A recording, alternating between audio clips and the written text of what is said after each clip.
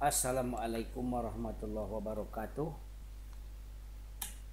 Berjumpa lagi kita di pembelajaran daring di semester 2 tahun pelajaran 2020-2021 dengan materi keberagaman masyarakat Indonesia dalam bingkai Bhinneka Tunggal Ika.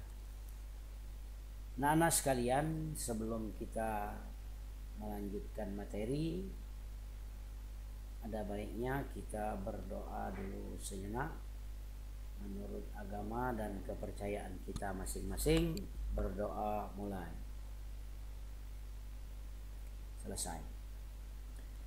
Anak-anak sekalian, untuk mata pelajaran PPKN di semester 2 ini kita kembali menggunakan pembelajaran dengan daring, mengingat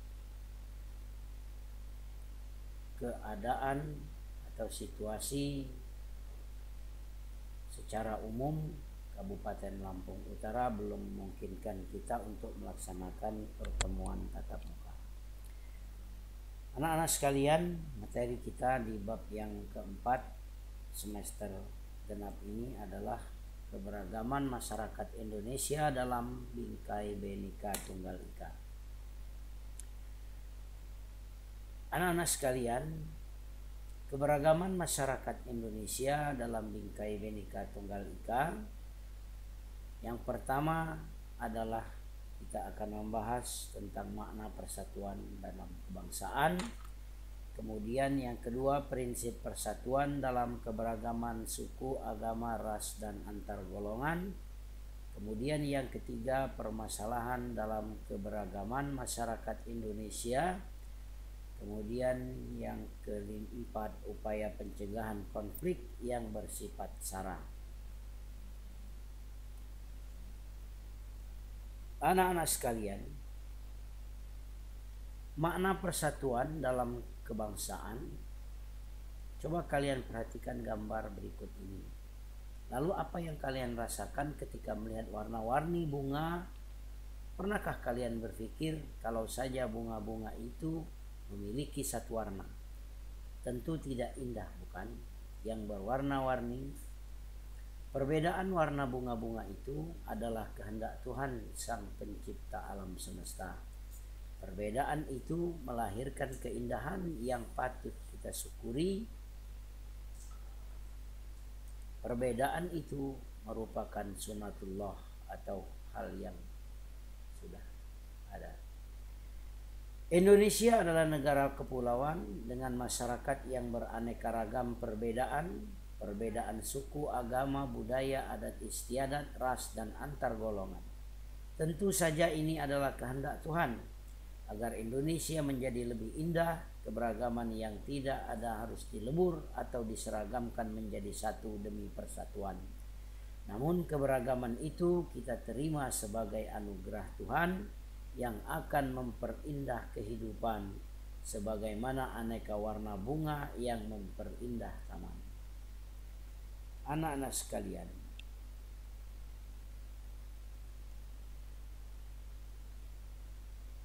bukankah manusia diciptakan berbangsa-bangsa dan bersuku-suku adalah untuk saling mengenal? Perbedaan tidak harus membuat kita berpecah-pecah. Perbedaan bukan untuk membanggakan kelompoknya serta merendahkan kelompok lainnya. Dengan adanya perbedaan, kita bisa saling melengkapi dan saling menjalin kebersamaan demi terwujudnya persatuan dan kesatuan.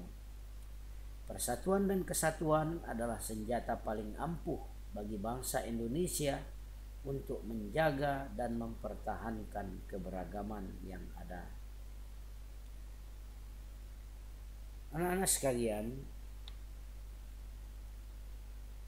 persatuan berarti perkumpulan dari berbagai komponen yang membentuk menjadi satu kesatuan, merupakan hasil perkumpulan tersebut yang telah menjadi satu dan utuh. Kesatuan berbangsa Indonesia berarti keadaan yang merupakan satu kesatuan yang utuh sebagai bangsa Indonesia.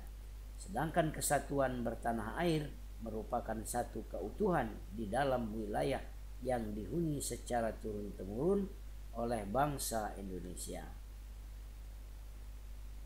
Para siswa sekalian, persatuan dan kesatuan bangsa Indonesia telah tumbuh dan terbentuk dalam nilai-nilai budaya masyarakat Indonesia jauh sebelum kemerdekaan.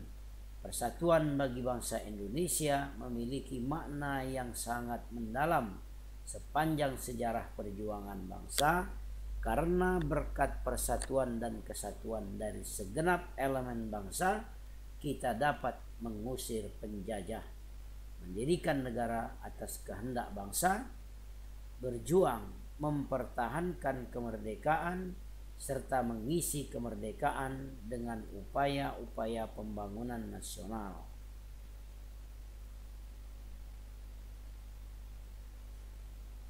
Para siswa sekalian, pembinaan persatuan dan kesatuan.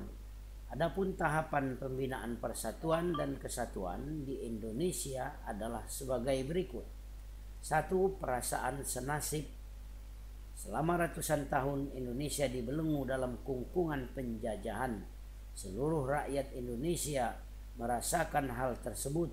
Oleh karena itu, adanya perasaan senasib sepenanggungan inilah yang menumbuhkan semangat persatuan dan kesatuan di antara segenap rakyat Indonesia untuk bangkit dan berjuang melawan penjajahan tanpa memandang perbedaan suku, agama, ras, dan antar golongan. Kemudian yang kedua adalah kebangkitan nasional. Kebangkitan nasional terjadi dengan ditandai lahirnya Organisasi Pemuda Budi Utomo pada tanggal 20 Mei 1908 sebagai organisasi modern yang bersifat nasional dengan semangat kebangsaan yang lahir sebagai jawaban atas kegagalan pejuang-pejuang Indonesia dalam melakukan perjuangan yang bersifat kedaerahan. Para siswa sekalian, untuk yang ketiga adalah Sumpah Pemuda. Setelah terbentuk Organisasi Pemuda Budi Utomo, organisasi lainnya terus tumbuh hingga Organisasi Persatuan Pemuda Seluruh Indonesia memutuskan mengadakan Kongres Pemuda pada tahun 1928. Dalam kongres ini para pemuda merumuskan satu sumpah yang menjadi pernyataan legitimasi atas persatuan dan kesatuan bangsa Indonesia. Isi dari sumpah tersebut begitu menggugah seluruh rakyat Indonesia, bahkan hingga saat ini. Putra dan putri Indonesia mengaku bertumpah darah yang satu, tanah air Indonesia, mengaku berbangsa yang satu, bangsa Indonesia, menjunjung bahasa persatuan, bahasa Indonesia. Selanjutnya, para siswa sekalian, yang keempat, proklamasi kemerdekaan. Proklamasi kemerdekaan Indonesia pada tanggal 17 Agustus 1945 merupakan titik puncak dari perjuangan rakyat Indonesia. Dengan adanya proklamasi, maka bangsa Indonesia menyatakan dirinya sebagai bangsa yang merdeka dan bebas dari penjajahan. Kepada seluruh dunia, adanya proklamasi ini menjadikan persatuan di antara rakyat Indonesia semakin nyata. Hal ini terbukti dengan ditandatanganinya naskah proklamasi oleh Insinyur Soekarno dan Muhammad Hatta atas nama bangsa Indonesia.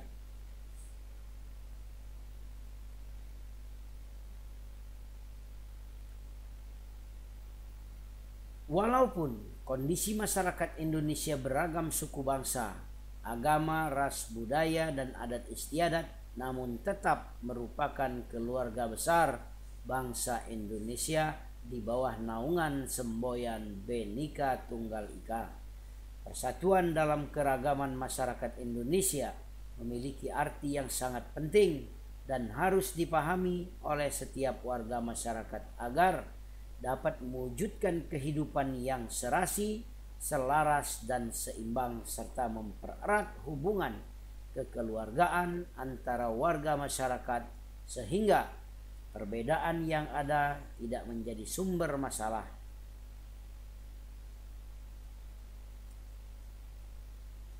Para siswa sekalian, dalam hal ini diperlukan alat yang dapat mempersatukan bangsa Indonesia, yaitu yang pertama, dasar negara Pancasila, Undang-Undang Dasar Negara Republik Indonesia tahun 1945, Bhinneka Tunggal Ika, Negara Kesatuan Republik Indonesia.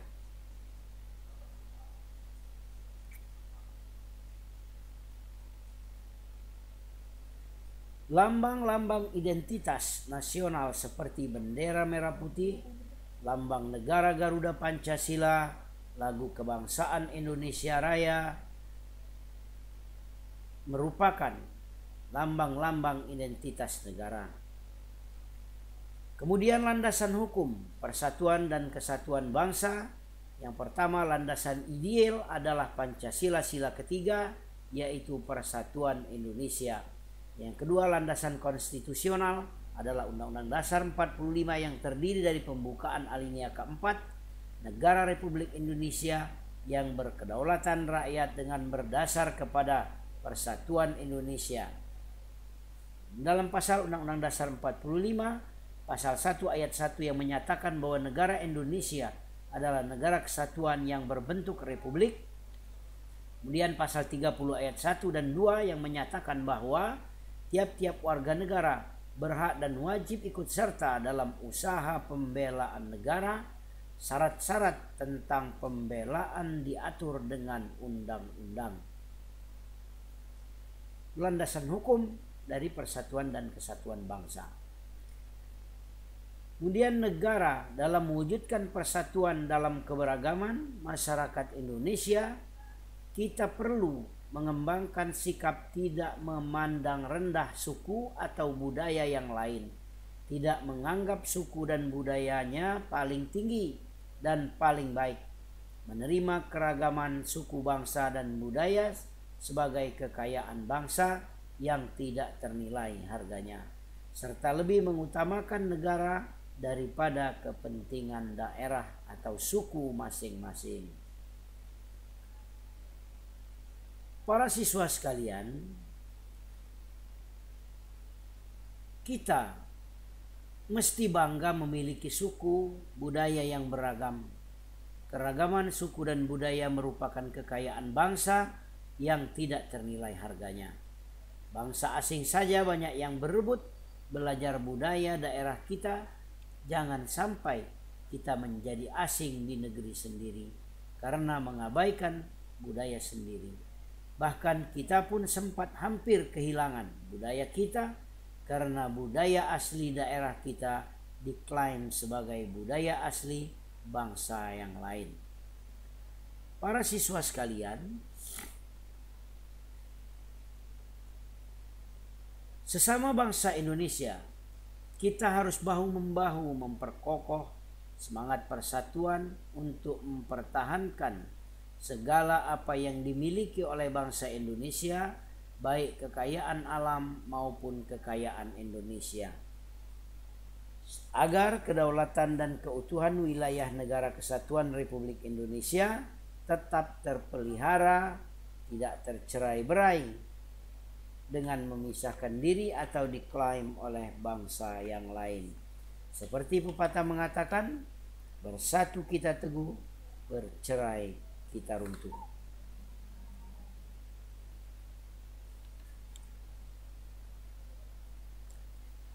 Berbagai upaya dapat kita lakukan dalam membina persatuan dan kesatuan di berbagai lingkungan. Di antaranya sebagai berikut. Di lingkungan keluarga, kita dapat saling menghormati, saling menyayangi, dan tidak memaksakan kehendak. Menjaga sikap dan tutur kata, serta saling membantu dan memotivasi.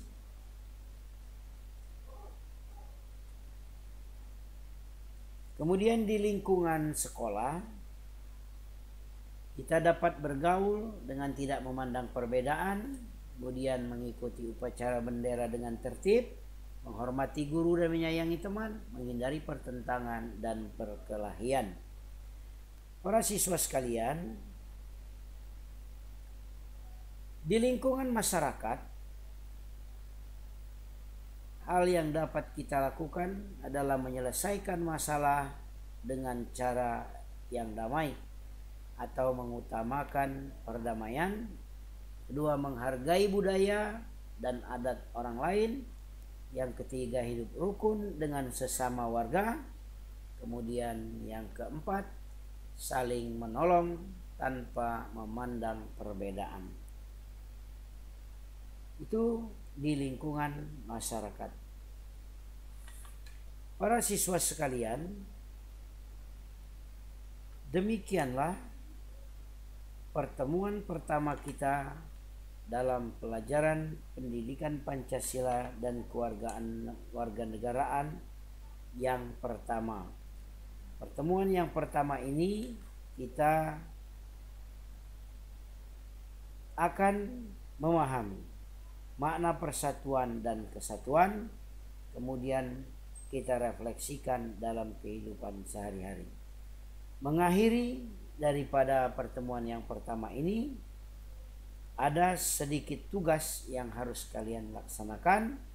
Yang pertama adalah coba kalian lakukan evaluasi diri tentang upaya yang kalian lakukan dalam membina persatuan dan kesatuan di berbagai lingkungan.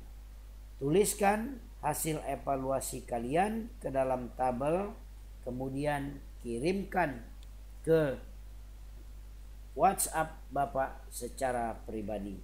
Bapak ulangi, tugas kalian adalah upaya yang kalian lakukan dalam membina persatuan dan kesatuan di berbagai lingkungan.